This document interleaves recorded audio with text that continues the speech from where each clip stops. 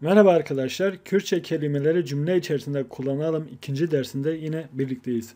Biz bu ikinci dersimizde aile ile ilgili kelimeleri şimdiki zamanda cümle içerisinde kullanacağız. Slav hevallam ama dersa xuya duyem apayven kurdi dinav hevokan da bikarbinen disa behevrane. Eme dve derse da liser payven endamen malbat ebsekinin.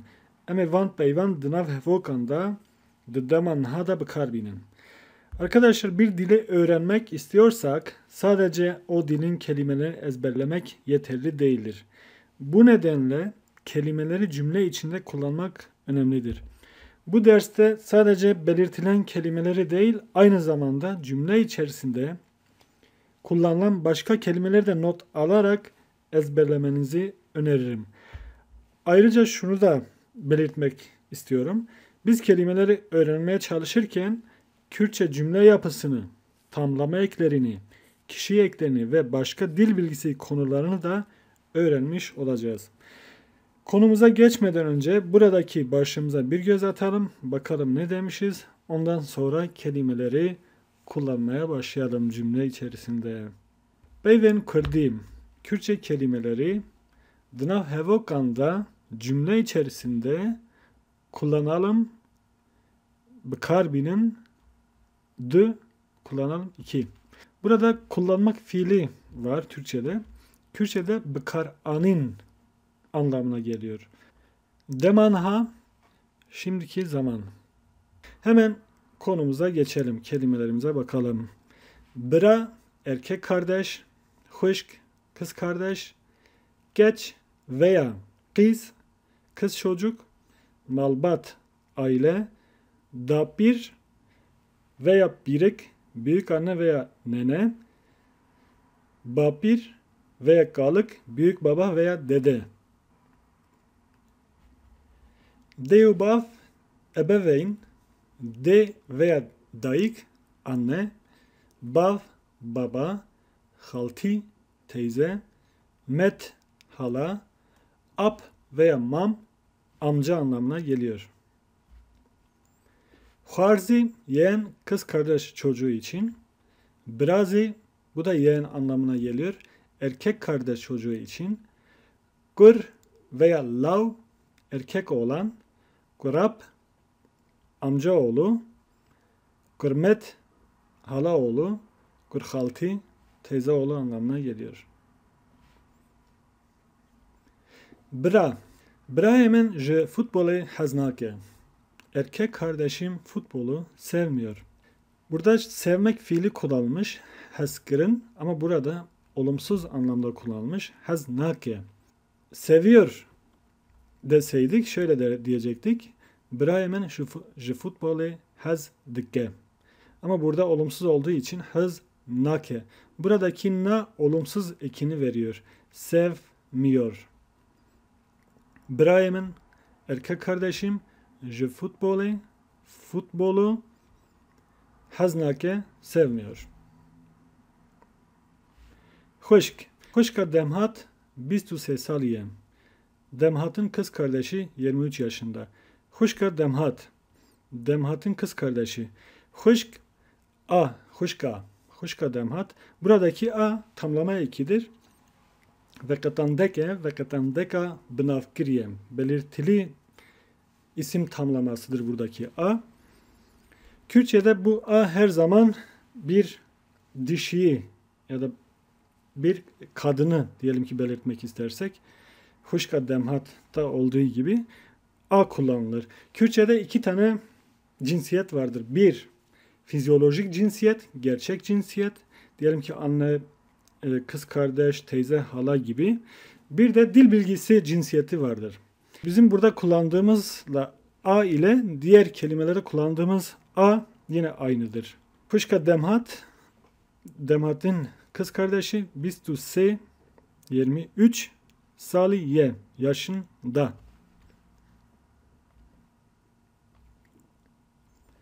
Geç veya kız. Geça sultane be belistoken xod dilizem. Sultanın kız çocuğu oyuncakları ile oynuyor. Geça sultane. Bakın burada yine a var. Yine bir dişiyi gösterir. Bir kadını. Geça sultane sultanın kız çocuğu be pelistokên xwe oyuncakları ile buradaki ile aynıdır.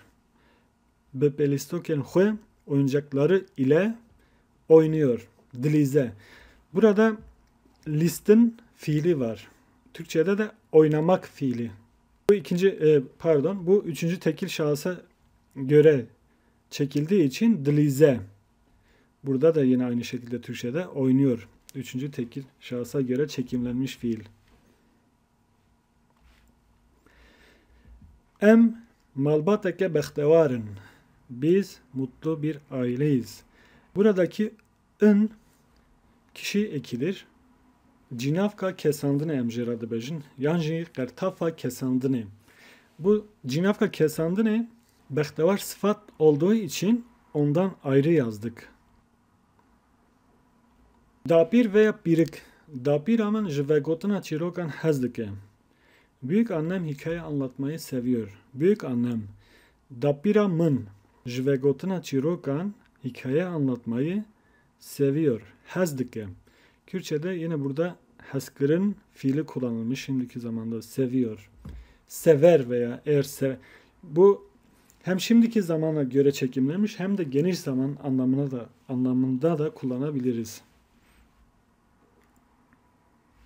Bapîrê wê li baxçe rojnameyê dixwîne. Büyük babası bahçede gazete okuyor. Bapîrê wê. Büyük babası. Burada bir bayandan, bir kadından bahsediliyor. Ve li bahçe bahçede rojname gazete dixwîne okuyor. Bir durumu belirtmek için burada büküm eki almış. Ekidir bu. Ama Türkçe'de böyle bir durum yok. Büyük babası bahçede gazete okuyor. Burada gazetede herhangi bir değişiklik olmamış fakat Kürtçe'de değişiklik oluyor. Şöyle bir nesneyi belirtmek için bu büküm eki her zaman kullanılır. Deobav li zarokên xwe xwedî derdkevin. Ebeveynler çocuklarına iyi bakarlar.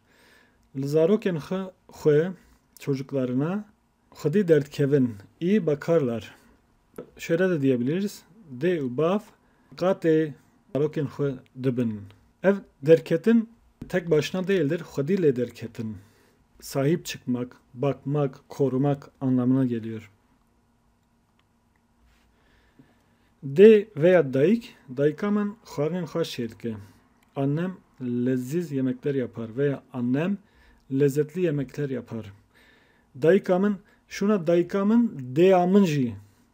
deyamın jî onu da kullanabilirdik. Deyamın da kullanabilirdik ama burada dayıkı kullandık. Siz isterseniz deyamın da diyebilirsiniz.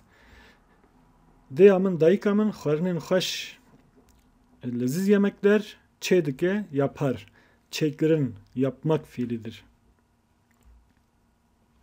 Bavê min di karê malê de alîkariya min dike. Babam bana ödevimde yardım ediyor. Babam di karê malê de bana ödevimde alîkariya min dike. Yardım ediyor. Ödevimde di karê malê de. Ödev Kürtçe'de Spartak da deniliyor. Fakat burada biz karê malê kullandık. Karê malê de deniliyor. Avrupa dillerinde de bu şekildedir. Eğer Kürtçe'ye çevirirsek karê malê anlamına geliyor. Ev ödevi anlamına geliyor. Bu karê malê aynı zamanda ev işi anlamına da geliyor. Her iki anlamda da kullanabiliriz. Karê malê ödev için de kullanabiliriz. Ev işi için de kullanabiliriz. Xaltika şêro kekên temxweş şêdike. Şêro'nun teyzesi lezzetli kekler yapar. Bu geniş zamanda kullanılmış. Şimdiki zaman ve geniş zamanda da kullanılabilir. Her iki anlama da gelebilir. Xaltika Şero'nun teyzesi kekên temxweş lezzetli kekler çêdike yapar. Çekirin fiili burada kullanılmış. Üçüncü tekil şahsa göre. Türkçe'de de aynı şekilde.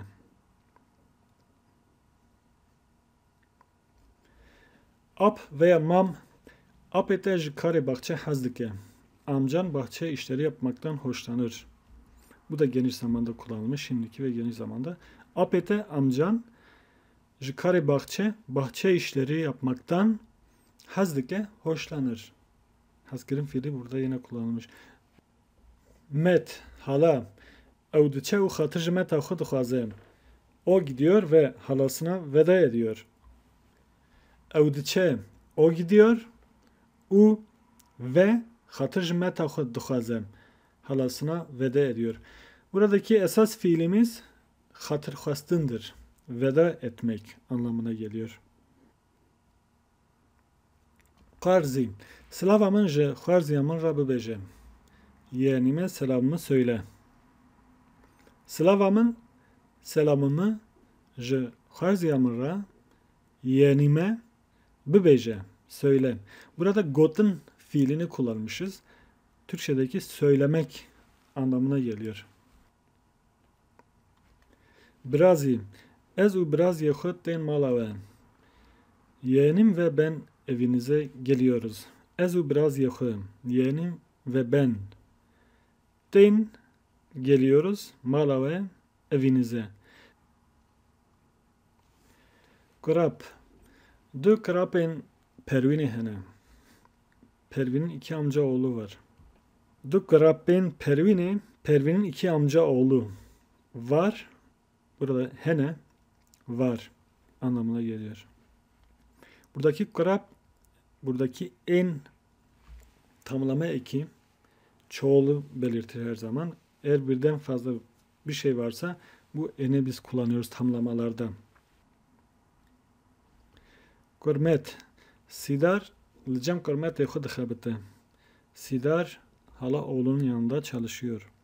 Licem kurmet ekhu hala oğlunun yanında dixebite çalışıyor.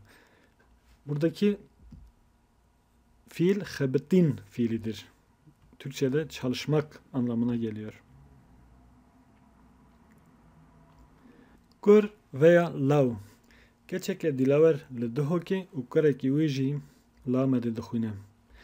Burada şöyle de diyebilirdik. Keçeke dilaver li duhoki u laveki uji lamede dixune. Şevin li çarşıya rastı kurxaltiki xutê. Şevin çarşıda teyze oğluyla karşılaşıyor. Bu çarşıya yerine suk da deniliyor. Fakat bu çarşı Kürtçedir. Suk zannedersem Arapçadır. Kürtçe'de de kullanılıyor. Li çarşıya çarşıda rastı kurxaltiki xwe tê. Burada bir fiil var arkadaşlar bakın. Rasthatın karşılaşmak anlamına geliyor.